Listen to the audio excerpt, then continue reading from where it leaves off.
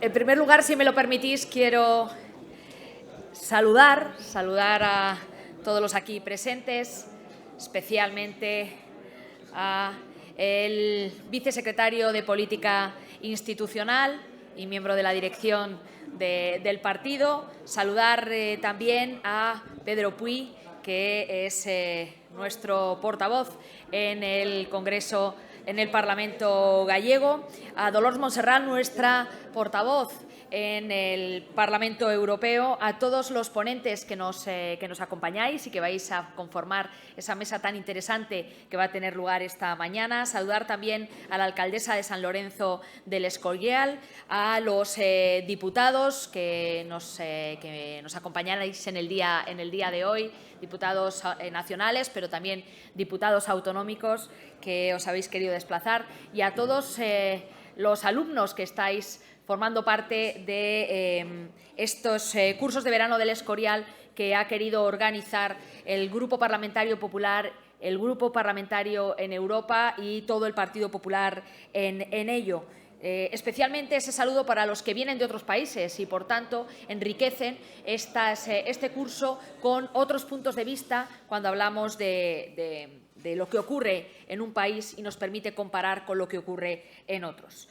Así que un saludo a todos vosotros y, como no puede ser de otra manera, muy buenos días. En el día de hoy celebramos la tercera jornada ya del curso de verano que, bajo el título Fortalecer Europa con una alternativa para la mayoría, ha querido centrar el debate en estos días por parte del Partido Popular, un debate centrado en nuestras prioridades políticas teniendo en cuenta la situación política que vive España. Ello nos ha llevado a que hoy queramos hablar del fortalecimiento y el prestigio de las instituciones. Si la primera jornada estuvo dedicada a la alternativa económica, el día de ayer a la política exterior y la Unión Europea, hoy lo que contemplamos es esa visión de una alternativa reflexionando sobre la necesidad del fortalecimiento de nuestras instituciones del Estado de Derecho en nuestro país. Y la verdad es que cuando organizamos y configuramos el programa, nunca pudimos pensar que estaríamos aquí el día después de que se aprobara una reforma exprés que afecta al Consejo General del Poder Judicial y, por tanto, a uno de los poderes, ni un día después de que se aprobara una mal llamada Ley de Memoria Democrática. Tampoco pensamos que estaríamos abordando lo que tiene que ver con el fortalecimiento de nuestras instituciones el día en que el presidente del Gobierno de nuestro país y el presidente de una de las comunidades autónomas en nuestro país estarían hablando sobre autodeterminación y amnistía, pero estarán hablando también sobre el modo en que pueden llegar y volver a España para no, pues al final no ajustarse al Estado de Derecho aquellos que han huido y que no han permitido que la justicia pueda pronunciarse todavía. Por lo tanto, esta es una reflexión y esta jornada de hoy se celebra en un contexto muy concreto. Y estamos ante un contexto en el que lo que está primando es el debilitamiento y el desprestigio de las instituciones de la mano del Gobierno de nuestro país y, por tanto, de la mano del Poder Ejecutivo.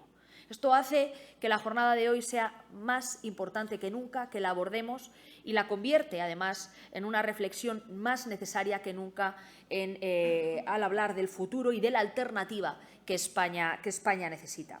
Lo hacemos, como decía, en un contexto muy concreto y seguro que hoy ese contexto va a formar parte de la reflexión. La Comisión Europea acaba de avisar en su reciente informe sobre el Estado de Derecho que el camino que ha emprendido el Gobierno es un camino equivocado. Porque ese afán de control de la Fiscalía General del Estado, ese afán de control del Consejo General del Poder Judicial, al final lo que hacen es chocar con el Estado de Derecho y, por tanto, con las recomendaciones de la propia Unión Europea, que es un proyecto de más democracia y, por tanto, de más libertad. No nos tiene que extrañar, si hemos estado atentos a lo que ha ocurrido esta semana en el Congreso de los Diputados, al debate sobre el Estado de la Nación, donde el propio presidente hacía una afirmación y es el de va a por todas. Y ese va a por todas, lo que lleva detrás, implícito, es a por todas las instituciones. Y esto no es una conclusión que saca el Partido Popular sin hechos y actos que la avalen, porque cuando podemos decir va por todas y hablar de las instituciones y, por tanto, del deterioro institucional y la fortaleza de nuestro Estado de Derecho, lo hacemos analizando qué ha pasado desde que él llegó al Gobierno. Y ahí está. Vemos cómo en un Gobierno se puede pasar del Ministerio de Justicia a la Fiscalía General del Estado, y eso pone en cuestión, al final, la separación de poderes. Vemos cómo estamos ante un Gobierno que, si no le gustan unas estadísticas, no hay ningún problema, porque o cambiará al que está al frente de esas estadísticas o cambiará la metodología para que las estadísticas se acomoden a la realidad que él quiere trasladar a los ciudadanos. Pero estamos también ante un momento en el que hemos podido ver cómo el CNI, una institución al servicio del Estado de Derecho, si los independentistas te exigen cabezas, el Gobierno, en vez de protegerlas, las entrega. Y eso, al final, es el deterioro en el que nos vemos inmersos en estos momentos. Y creo que es importante que la reflexión de hoy se tenga en cuenta, porque de lo que estamos hablando cuando hablamos de la fortaleza institucional es de la confianza también que como país proyectamos y merecemos. Y la confianza es la base también del estado del bienestar, del crecimiento económico y de la calidad de vida que un país puede generar y puede ofrecer a sus ciudadanos. Sin confianza no hay un ciclo económico favorable, porque sin confianza no hay crecimiento económico. Sin confianza no hay respeto a las instituciones. Y eso es de lo que hoy vamos a hablar aquí, de la necesidad de estabilidad y, por tanto, de bases sólidas. Yo seré muy breve, pero lo que está claro es que la propia configuración del Gobierno que tenemos en estos momentos, un Gobierno de coalición en minoría, ya demostró que este era el camino en el que nos íbamos a mover, ¿no? Y el que nos íbamos a adentrar. Esa opción, porque es una opción voluntaria de un presidente del Gobierno, de Pedro Sánchez, por un Gobierno Frankenstein, al final lo que hace es que nos adentremos en un camino lleno de incertidumbres y de desconfianzas de la mano del deterioro de las instituciones, que viene ocasionado por los socios elegidos. Si evidentemente eliges como socios a los independentistas y les das un trato preferente a los herederos del terrorismo, en este caso a un partido como Bildu, evidentemente el desgaste y el desprestigio del que hablamos esta semana tiene un origen y tiene una causa, que es lo que nosotros queremos cambiar a través de una alternativa que es la que representa este partido. Y lo que decimos a los españoles, sobre todo, es que lo vamos a hacer, y que lo vamos a hacer con el camino del fortalecimiento. ¿Cómo? Pues claramente, si hablamos en este caso del Poder Judicial, uno de los poderes, que tenemos la responsabilidad, el Poder Ejecutivo y el Poder Legislativo, de proteger, y esa protección significa no controlar, sino dotarles de los instrumentos que garanticen su máxima independencia, lo que sí que les decimos a los españoles es que estamos dispuestos a ello. Y que estamos dispuestos a ello significa que ese pacto en materia de justicia que el Partido Popular le ha planteado al Partido Socialista esta semana, lo hacía el vicesecretario de Política Institucional, es el camino que emprende este partido para consolidar esa separación de poderes. Frente a reformas exprés en 24 horas, como las que hemos vivido, hay otra posibilidad y hay una alternativa, y es caminar en la renovación, sí, pero también en las reformas necesarias para garantizar la mayor independencia. Y esto es lo que planteamos, pero que esto es también lo que la propia Comisión Europea nos ha trasladado durante esta semana. Esto nos lleva, además, a pedirle al Gobierno que reflexione y que rectifique. Que reflexione y que rectifique, porque solo un sistema de pesos y contrapesos entre los distintos poderes es el que garantiza una buena democracia. Y eso es lo que nosotros estamos dispuestos a hacer. Pesos y contrapesos entre poderes. Y somos el legislativo y aspiramos a ser el ejecutivo. Y para ello lo que queremos es dar poder al judicial, porque solo así podremos garantizar esa separación de poderes y esa limitación a la acumulación excesiva de poderes que otros pueden tener la tentación de llevar a cabo. La segunda de las cuestiones de las que yo brevemente quiero referirme también tiene que ver con el fortalecimiento de las instituciones, y es la mal llamada Ley de Memoria Democrática. Estaría mejor llamada como Ley Bildu, porque cuando Bildu forma parte, y no solo forma parte, sino que introduce el espíritu de una ley que tiene este nombre, evidentemente no podemos estar de acuerdo. Ese planteamiento, ese compromiso que ha asumido nuestro presidente Feijóo en Ermua la semana pasada de la derogación de la misma, pero para contar con el próximo Partido Socialista en la redacción de todo lo que tenga que ver con nuestra historia, lo que significa es una apuesta por el fortalecimiento de nuestras instituciones y por el fortalecimiento de la buena política, de la política con mayúsculas. Porque lo que esta ley esconde, y que nadie se llame a engaño, es el mayor ataque a nuestra fortaleza política como nación por parte de un gobierno. Porque nuestra democracia se asienta sobre una ejemplar transición. Y aquí hay muchas personas que van a poder hablar de ella porque la vivisteis en primera persona y, por tanto, podéis ser mucho más fieles reflejos de lo que allí se vivió que lo pueda ser yo.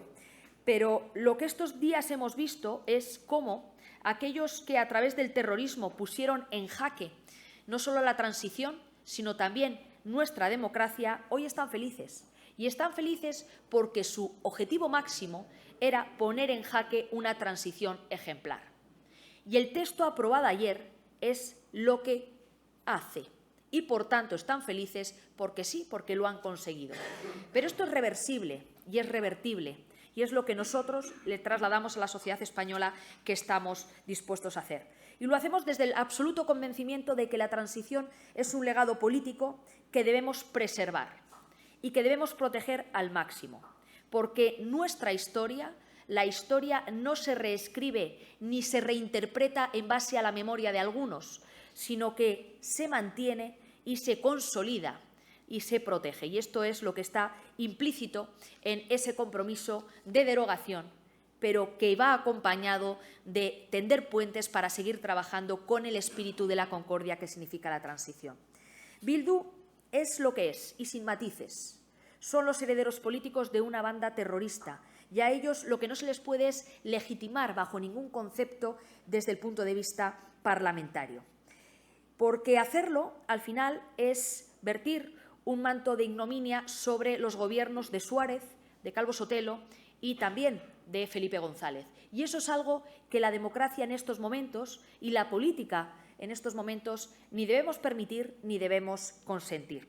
Y, por tanto, nosotros tenemos ese compromiso y lo restituiremos. Esto de tuitear yo creo que es lo que tiene, ¿no?, al final. Y, por último,